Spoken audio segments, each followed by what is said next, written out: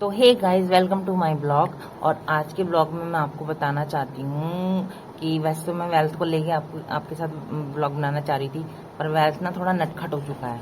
कभी दिखाऊंगी इसकी वीडियोस में आपको, इसका शॉर्ट्स वीडियो बना के डालूंगी कि इसकी ना चुलबुलापन, इसका नटखटपन क्या क्या क्या करता रहता है ये पूरे दिन भर में।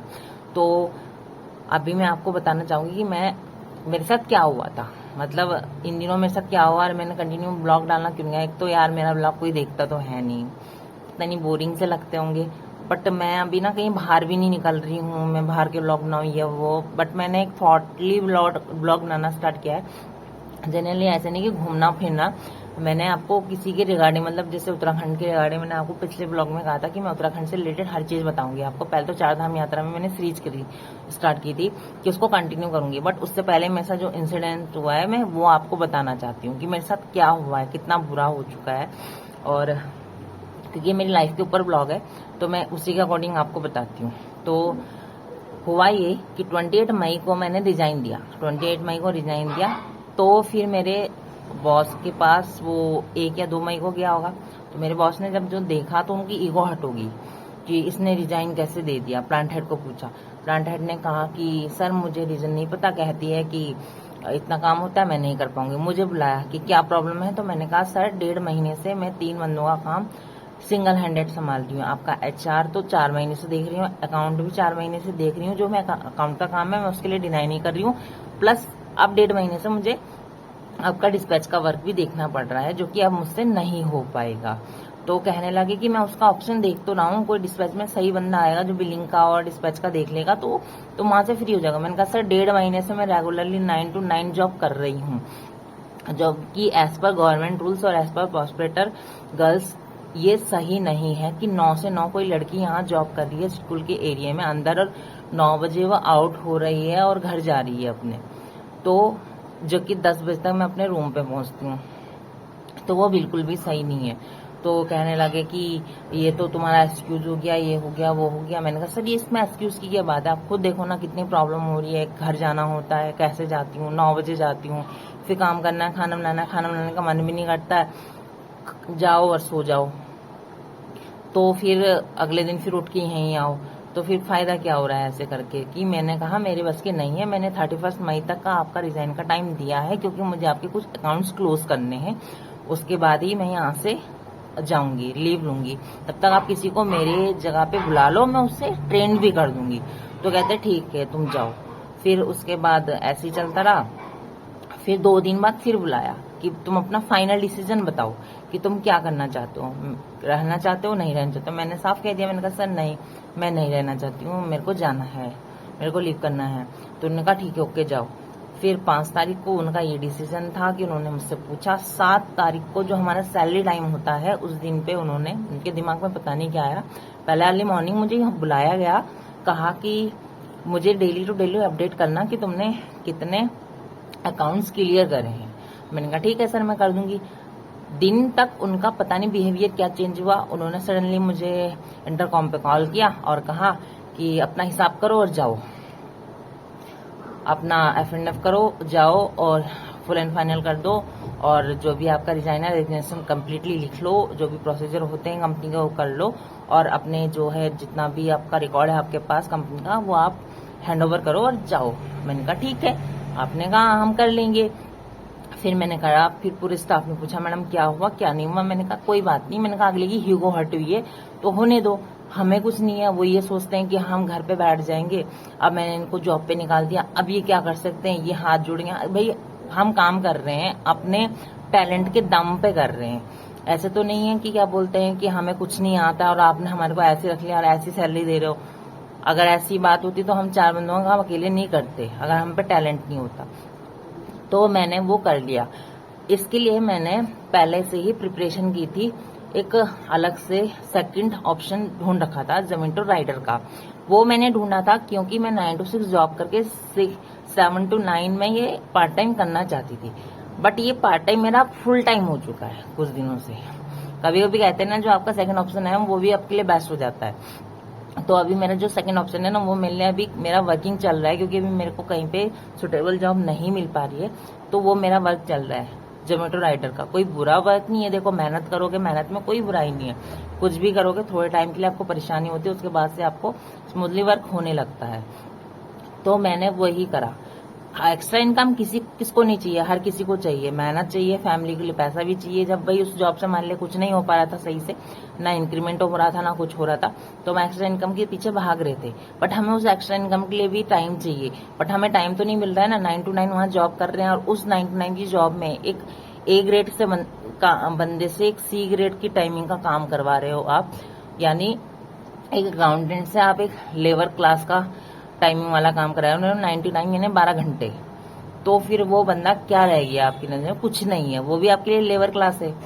तो फिर हमारे एजुकेशन और हमारी जो एक्सपीरियंस है वो कुछ नहीं है, नील है, जीरो है। तो मैं वही कह रही हूँ कि आप लोगों में इतने इगोइस्टिक क्यों हो रहे हो। मैंने पहले भी कहा था, मैंने एक बार अपने सर को कहा था, मैंने कहा सर एक राजा होता है, उसकी प्रजा भी होती है, उसके मंत्री भी होते हैं, उसके वजीर भी होते हैं, उसके सिपाही भी होते हैं, ठीक है। राजा के सबसे क्लोज होता है उसका मंत्री। अगर सलाहकार, जो मंत्री होते हैं वो सलाहकार होते हैं एक्चुअल में, अगर वो आपको सही गाइडेंस करेंगे, वो सही सलाह देंगे तो आपका राजपाट आगे बढ़ेगा। अगर वो आपको डिसगाइड करेंगे तो आप धीरे धीरे लो कैटेगरी में जाते रहोगे, यानी आप नीचे नीचे ढलते रहोगे। अगर आपने पैसा लगाया भी, इन्वेस्ट भी किया, अब अच्छा कमाते भी हो, तो एक टाइम पे ऐसा आएगा कि उन्हीं की वजह से आप नीचे नीचे जाओगे। और वही डाउनफॉल इनका आ रहा है, क्योंकि वजीर यानी हम लोग, यानी सेकंड कैटेगरी यानी जूनियर लेवल का स्टाफ, कभी भी इन लोगों से डायरेक्टली तो होता नहीं है, डायरेक्ट होता नहीं है, और ना ही लो कैटेगरी के। बट हमारे सर ने क्या कर रखा है, उन्हें भी ले रखा है, हमें भी ले रखा है, और नीचे वालों को भी ले रखा है।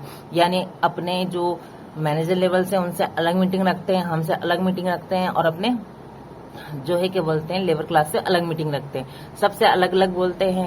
हमारी बुराई मैनेजर लेवल से, मैनेजर लेवल की बुराई हमसे, और जो लो कैटेगरी के हैं, लेबर हैं, उनकी बुराई उन पे, हमारी बुराई। तो ये क्या है, आप खुद ही आपस में सबको भिड़ा रहे हो। तो आपका प्रोग्रेस कैसे होगा, आप ये बताओ ना। प्रोग्रेस करने के लिए क्या तरीका है? आप इसी तरीके से कंपनी चलाओगे तो कंपनी आपकी कभी नहीं चलेगी जिंदगी में। आप सोच के देखो। मैं कोई वो नहीं दे रही हूँ कि हेट नहीं कर रही हूँ, कुछ नहीं कर रही हूँ। मैं आपको एक बोल रही हूँ जो मेरे दिल में बड़ा सा, मैं वो एक चीज निकाल रही हूँ। कहाँ निकाले हम ये चीज यार, कि हमने एक प्रॉस्पेरिटी से, हमने एक बिल्कुल प्यार से आपको 1 महीने का टाइम देके, कि हमें भी टाइम मिलेगा, आपको भी टाइम मिलेगा, आपको वर्किंग कंप्लीट मिल जाएगी, हमें हमारे ढूंढने का टाइम मिल जाएगा। पर आपने उसको साइड में रख दिया, आपने अपनी ईगो को बढ़ा रखा, और आपने हमारे को सीधा निकाल दिया। ठीक है, निकाल दिया, आपका डिसीजन है, आपने फुल एंड फाइनल अच्छी तरीके से करा, वो भी ठीक है। बट कभी भी आप लोग ये देखो कि आप अहम में किसी बंदे को ऐसे निकालते हो तो फिर क्या होता है उसके दिल में। उसने रिजाइन दिया, उसने अच्छे तरीके से दिया, उसने 1 महीने का टाइम दिया है आपकी, 1 महीने में आप उसका प्लेसमेंट ढूंढ लो। पर आप उसको 7 डेज में ही धक्का मार रहे हो कि जाओ तुम, हम देख लेंगे खुद ही क्या होगा क्या नहीं होगा।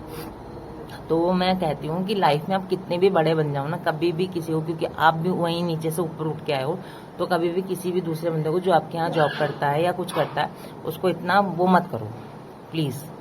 तो और मैं उनके लिए भी बात कर रही हूँ जो जॉब करते हैं, कि कभी भी फर्स्ट एक ही ऑप्शन लेके मत चलो। मैंने भी लाइफ में कभी पहले लेके चलती थी, एक ही ऑप्शन लेके चलती थी, वो ऑप्शन खत्म हो जाता था तो फिर घर बैठ जाती थी, सोचती रहती थी। बट अब मैं दिमाग लगाती हूँ और मैं फर्स्ट सेकंड थर्ड 2-3 ऑप्शन लेके चलती हूँ।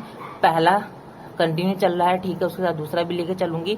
और जब पहला अगर मेरा कुछ हो या किसी प्रॉब्लम की वजह से वो ऑप्शन खत्म हो गया या नहीं चल रहा है, तो मेरा सेकंड ऑप्शन मेरा वर्क करेगा।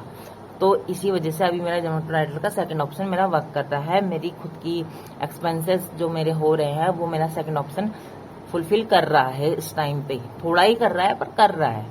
तो मैं यही कह रही हूँ कि मेहनत, हम तो मेहनत करते हैं, हमने आपकी कंपनी में मेहनत किया, 12-12 घंटे किया है, तो हम यहाँ भी मेहनत करने में नहीं चूकेंगे। तो प्लीज आगे से कभी भी अपने एम्प्लॉय को यूं मत सोचो कि तुम्हारे को कि क्या होगा क्या नहीं होगा, वो हम उसको निकाल देंगे या क्या कर देंगे, देखते हैं वो क्या करता है। कोई रोने पीटने नहीं आएगा, वो दूसरी नौकरी ढूंढ लेगा 4 दिन घर में बैठ के, उसको मिल भी जाएगी। अगर वो कैपेबल है तुम्हारी कंपनी में, वो 4 बंदों का काम कर रहा है, तो दूसरी कंपनी में सिंगल वर्क उसका अकाउंट का है या कोई भी उसकी स्पेशलिटी है वो करता है, तो अगर किसी दूसरी कंपनी मिलेगी, सिंगल ही वर्क मिलेगा, वो बहुत अच्छे से करेगा, माइंड रिलीफ रहेगा उसका सिंगल। वर्क में। उसके बाद प्रेशर नहीं रहेगा, अंडर प्रेशर वो वर्क नहीं करेगा, स्मूथली वर्क करेगा, कंपनी भी उसको अच्छा प्रोग्रेस देगी, तो वो कंपनी के लिए अच्छे तरीके से ग्रो कर पाएगा। तो आज के ब्लॉग में मेरा सिर्फ इतना ही कहना था कि प्लीज हाथ जोड़ की विनती है कि कभी भी किसी के साथ भी ऐसी चीजें मत करो प्लीज। कभी भी सबको अपने जैसे लेके चलो कि हम भी किसी नीचे से ऊपर में आए हैं तो दूसरा भी है। और हाँ, एम्प्लॉय के साथ भी ऐसा ही कहती हूँ कि चापलूसी कभी मत करो, क्योंकि चापलूस वाले भी कभी आगे नहीं बढ़ पाएंगे, वहीं के वहीं रहोगे। अगर तुम्हारे पास टैलेंट है, सब कुछ है, और तुम चापलूसी कर रहे हो ऑनर की, तुम ये सोच रहे हो कि आगे बढ़ेंगे, तो तुम सिर्फ उस कंपनी तक सीमित रह जाओगे। तुम्हारे पे जितना टैलेंट है ना, वो वेस्ट होगा वहां पे।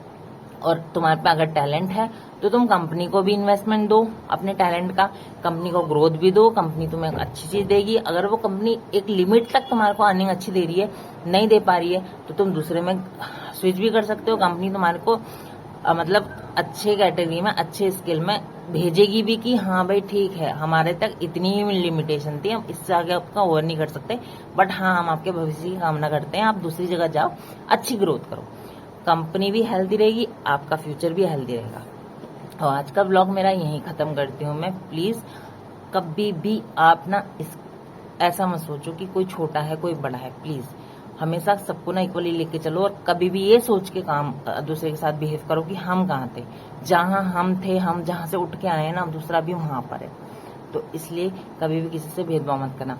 इस चैनल को लाइक करना, सब्सक्राइब करना, शेयर करना, बेल आइकन को बटन को दबाना मत भूलना। प्लीज प्लीज प्लीज वीडियो को देख लिया करो प्लीज। मैं आगे भी बनाया करूंगी, और मैं जोमेटो का काम कैसे करती हूँ और मैं क्या करती हूँ, कैसे जोमेटो में वर्क चलता है, मैं आगे कंटिन्यू दिखाऊंगी। पर प्लीज वीडियो को जरूर देखना, लाइक करना, चैनल को सब्सक्राइब करना, शेयर करना, और बेल आइकन का बटन जरूर दबाना। Bye bye.